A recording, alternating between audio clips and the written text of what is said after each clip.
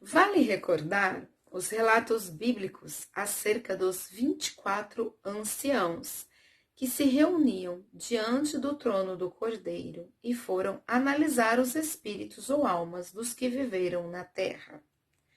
Apocalipse 4, 10, 5, 11.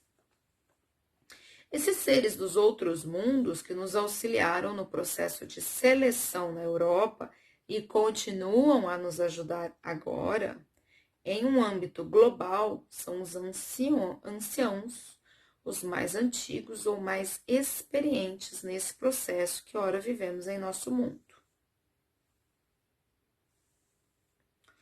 Muitos desses seres do espaço, peritos nas técnicas de transmigração entre mundos, tanto quanto nas patologias dos corpos energéticos, perispirituais e mentais, constituem-se em verdadeiros parceiros para nós, ao desempenharmos o papel que nos cabe naquilo que classificamos como amadurecimento energético do planeta.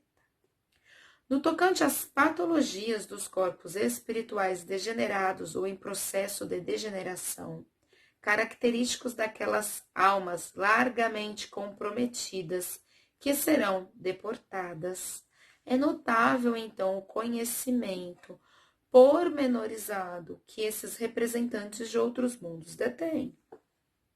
Sabem tanto a respeito porque já passaram pelo mesmo momento evolutivo em suas comunidades planetárias. E é isso que os credencia a prestar tão importante auxílio, atuando como parceiros conscientes e competentes, perante nossa necessidade de capacitarmos-nos a participar mais e mais ativamente do juízo geral que está em andamento. Segundo essa interpretação espírita, não é exata a qualificação de juízo final, pois que os espíritos passam por análogas fieiras a cada renovação dos mundos por eles habitados, até que atinjam certo grau de perfeição. Não há, portanto, um juízo final propriamente dito, mas juízos gerais, em todas as épocas de renovação parcial ou total da população dos mundos, por efeito das quais se operam as grandes emigrações e imigrações de espíritos. Isso está em A Gênese, capítulo 17, item 67, de Kardec. Uma coisa devemos ter em mente durante os trabalhos intensos que aguardam a todos: o destino que terão os espíritos selecionados pela providência divina e quais dentre eles serão mais especialmente o alvo de nosso trabalho. Quando determinado espírito sofre o processo de relocamento e por impositivo da lei é forçado a deixar o ambiente espiritual que lhe é familiar, visando a fixação reeducativa em lugar que lhe é estranho, eis que haverá basicamente 3 destinações principais a lhe apresentar. Primeiramente, poderá ser levado ao renascimento compulsório, o que se dará tão logo possível. É o que sucedeu com os habitantes do continente europeu à época do mencionado ensaio de reurbanização durante o século XX. Grande parte renasceu nas Américas do Sul e Central.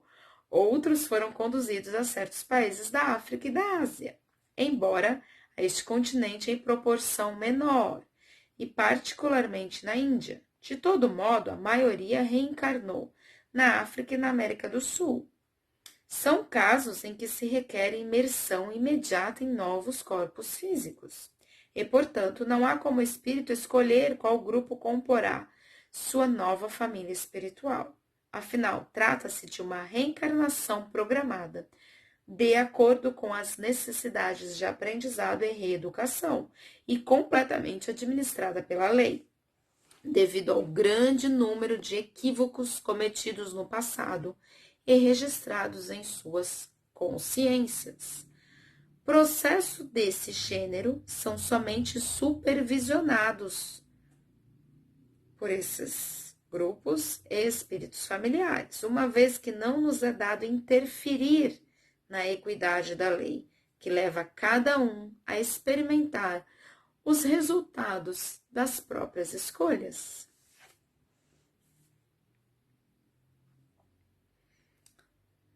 É largamente difundido entre adeptos do espiritismo o conceito de que os espíritos, regra geral, escolhem o gênero das provações a que serão submetidos em sua própria reencarnação.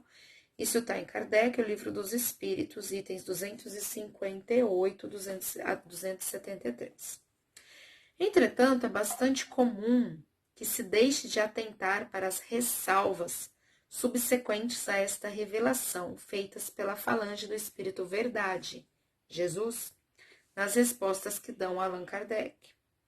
Questionado sobre como conferir poder de escolha a quem é imaturo, diz: Deus lhe supre ao homem a inexperiência, traçando-lhe o caminho que deve seguir, como fazeis com a criancinha.